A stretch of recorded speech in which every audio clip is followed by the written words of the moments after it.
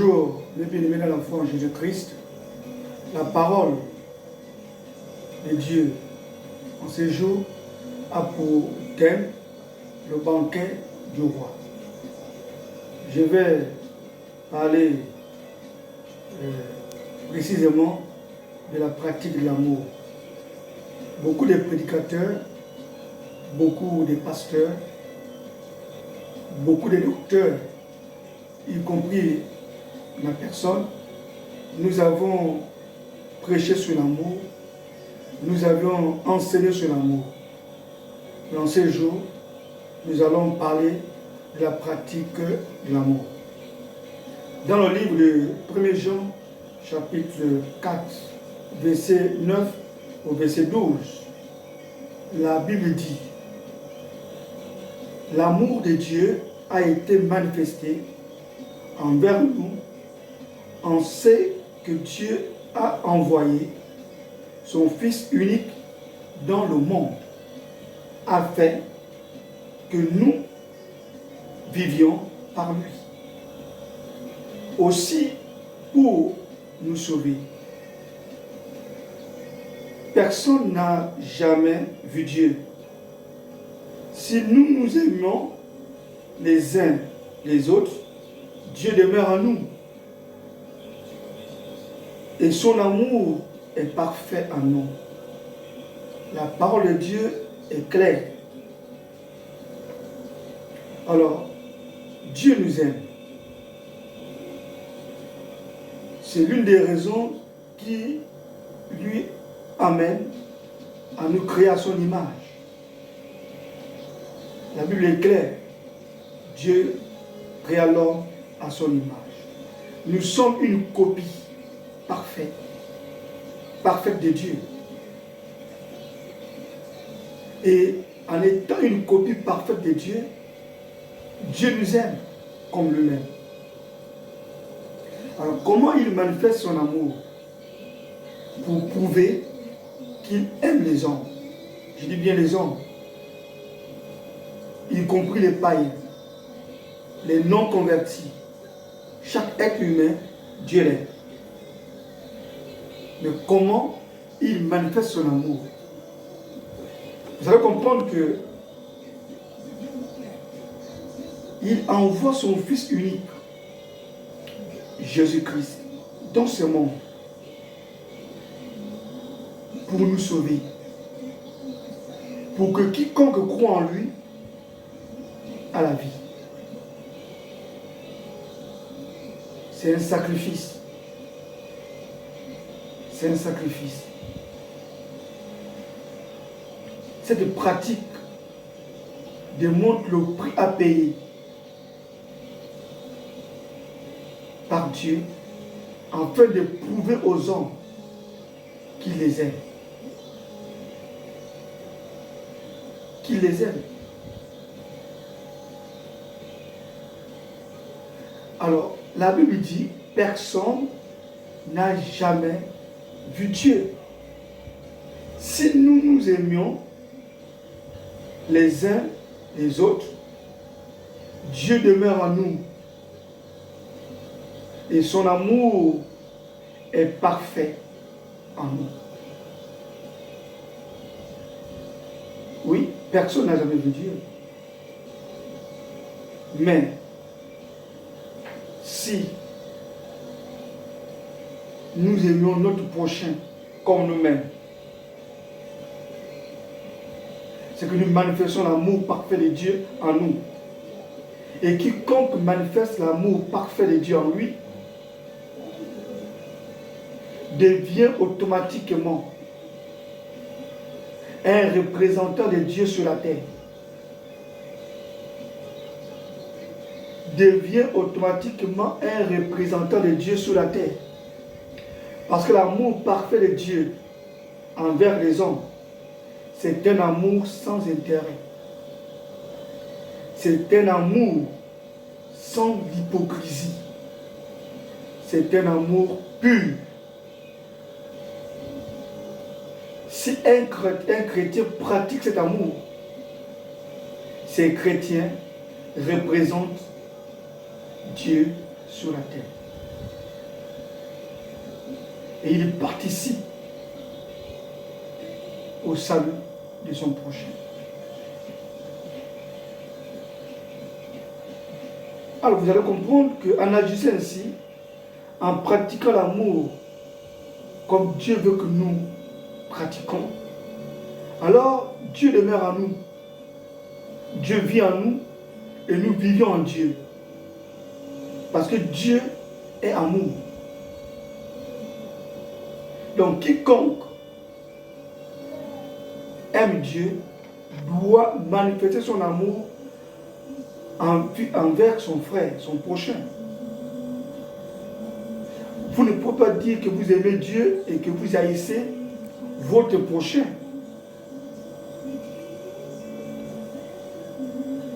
Alors vous allez comprendre que l'amour de Dieu est parfait, comme je l'ai dit tout à l'heure. Le Seigneur veut que chacun de nous ait l'amour parfait de Dieu en lui. Alors je vais vous parler du banquet du roi. Dans un royaume, il y avait un roi. Et le peuple de ce royaume confessait de leur bouche qu'il avait l'amour.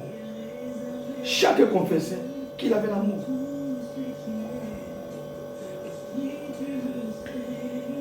Leur confession arriva vers le roi. Alors le roi s'est résolu en lui pour dire, bon, comme ce peuple confesse qu'il a l'amour, comme ce peuple a l'amour, je vais organiser un banquet. Alors un décret royal sort. Que disait le décret? En telle année, en tel mois, le roi va organiser un banquet dans son palais. Chaque homme, chaque femme, chaque enfant du royaume doit assister à ces banquets. Vous allez comprendre que lorsqu'on vous invite dans un palais royal, où nous on est de la présidence, hein, chacun va chercher sa dernière veste, chacun va être bien habillé, chacun va chez le coiffeur. Alors tout le royaume bougeait pour les préparatifs du banquet. Tout le monde. Alors il y avait un arbre au milieu du royaume. Sous cet arbre se trouvait un mendiant. Alors le mendiant, lui, il n'avait pas d'argent. C'est bien dit mendiant. Mais devant lui, il avait déposé une assiette. Parce que lui aussi, il voulait aller propre dans le royaume.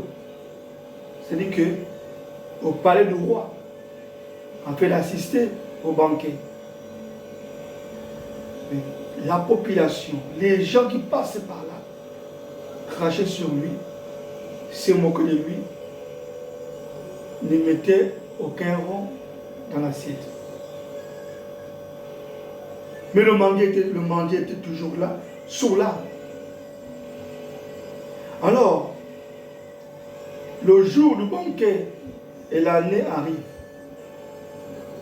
Le grand portail du palais est ouvert. Il était question que les habitants du royaume rentrent. Quand ils rentrent dans la grande salle où était organisé le banquet, toutes sortes de nourritures, toutes sortes de boissons étaient sur la table. Chacun prenait place sur le protocole du royaume. Alors il rentre de 9h à 18 heures, il était question qu'on attende le roi pour ouvrir le bal, pour ouvrir le banquet. Vous allez comprendre que ceux qui sont arrivés à 9 heures, comme certaines personnes qui vont dans les mariages, s'ils disent, bon, moi je ne mange pas, si je mange la nourriture de mariage, je n'aurai plus faim. Donc je vais faim. Si je vais aller sans manger, pour que je mange bien là où j'ai été invité. Mais chacun, vu le retard, beaucoup étaient fatigués, beaucoup avaient soif. Mais aucun ne pouvait boire l'eau, ni consommer la boisson, ni manger sans que le roi ne soit et ne ouvre le banquet. 19 heures pile, on annonce l'arrivée du roi. Alors, à leur grande surprise, dès qu'ils étaient debout pour recevoir le roi, ils constatent que c'est le mendiant qui était sur là, qui mendiait. Alors, surpris, chacun s'est regardé. Alors le mendiant prend place sur sa table de roi. En prenant la parole, il dit ceci. J'ai compris que vous n'avez pas l'amour. Vous avez confessé que vous avez l'amour, mais le fait que vous n'avez pas pratiqué l'amour, vous n'avez pas donné aux mendiants ce qu'il attend de vous, démontre que vous n'avez pas l'amour. Sortez de mon royaume. Sortez de mon palais. N'amenez rien. Alors, les habitants sont sortis sans manger avec le roi. Le roi demanda à ses soldats d'aller chercher d'autres, d'aller dans les villages, dans les coins les plus retirés,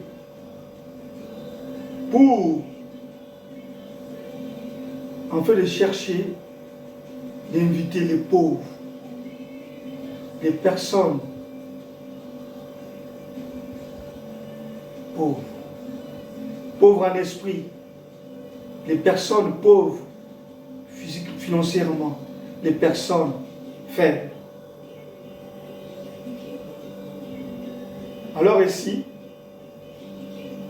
vous allez comprendre que le roi, c'est notre Seigneur Jésus-Christ. La population du royaume, c'est nous les chrétiens.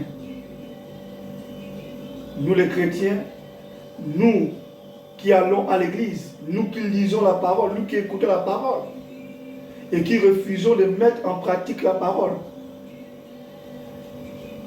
C'est nous. Beaucoup de chrétiens confessent qu'ils ont l'amour. Même les serviteurs du Seigneur Jésus-Christ confessent qu'ils ont l'amour.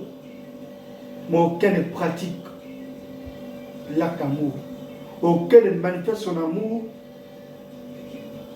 envers son prochain par des actes.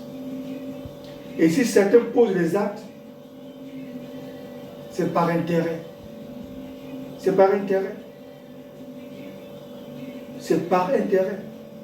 Si un prédicateur, un pasteur, un frère ou une soeur sont ensemble, c'est que si vous rentrez dans la profondeur, il y a un intérêt quelque part.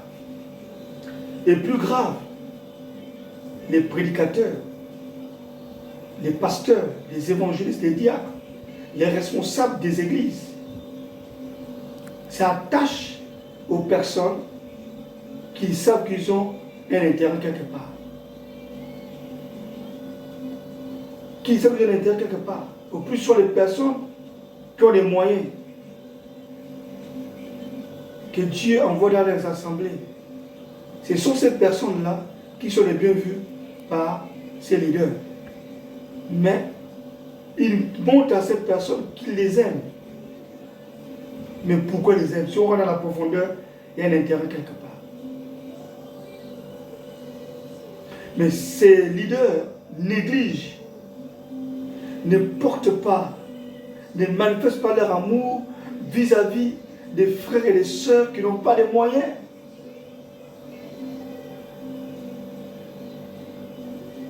Ça démontre que ces leaders n'aiment pas, n'ont pas l'amour parfait de Dieu. Ne manifestent pas l'amour que Dieu veut que nous manifestions. Il n'y a pas seulement les leaders, même les frères et sœurs en Christ, dans nos assemblées. Le Seigneur veut que chacun de vous se répande. Se répande d'un amour focalisé sur les intérêts. Et que chacun prenne la décision de manifester l'amour parfait de Dieu. C'est ceux-là qui auront l'accès dans le royaume. C'est ceux-là qui vont manger avec le roi sur la table royale. Je vous exhorte d'aller lire chez vous à la maison Matthieu 25, verset 31 au verset 46. Vous lisez attentivement, vous méditez. Vous avez mon compte YouTube, vous avez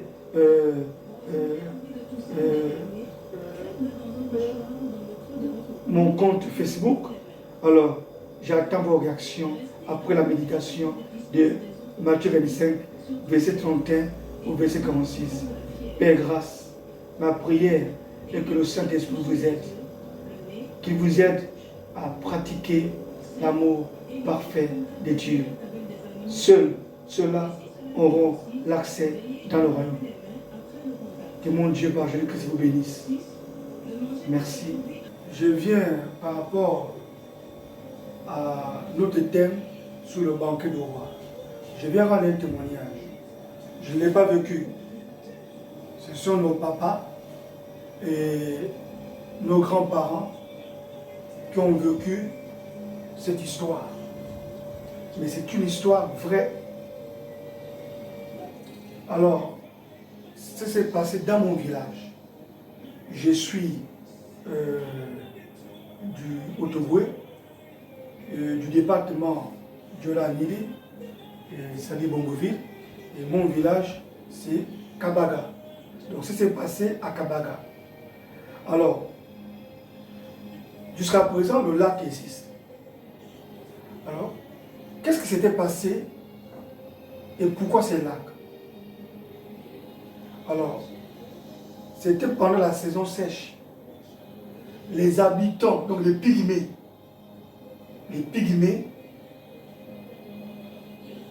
qui étaient non loin de notre village, sont allés à la chasse, à la pêche, comme tous les villageois. Ils ont fait 1 à 2 semaines en brousse. Le retour au village,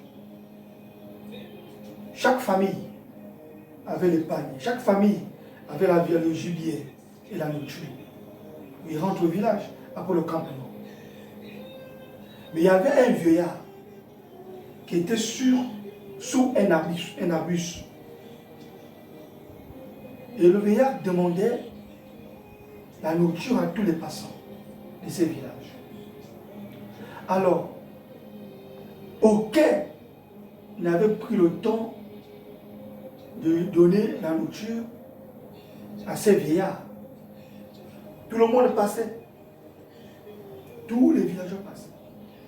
Alors, un couple qui était en une position, quand le couple passe, le vieillard demande la nourriture. Alors, la femme est déjà un peu plus loin. Le monsieur appelle son épouse pour dire reviens. Alors l'épouse revient. Alors, ils ont commencé à donner la nourriture à ces vieillards.